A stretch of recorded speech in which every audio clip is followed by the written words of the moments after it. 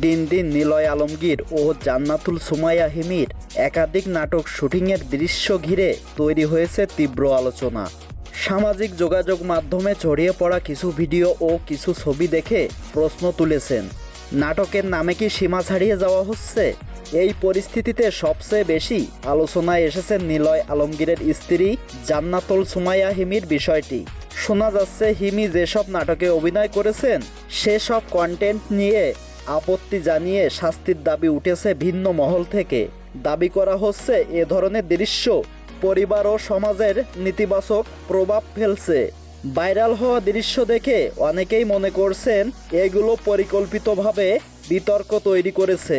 বিষয়টি শুধু বিনোদনের মধ্যে সীমাবদ্ধ নেই, পৌঁছে গেছে সামাজিক ও নৈতিক আলোচনায়।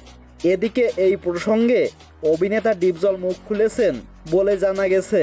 তিনি বলেছেন, নাটকের নামে আপত্তিকর দৃশ্য তৈরি ও ছড়ানো হলে তার বিরুদ্ধে আইনগত ব্যবস্থা নেওয়া উচিত, কারণ এসব কন্টেন্ট দেখে বর্তমান প্রজন্ম ভুল শিক্ষা দিতে পারে।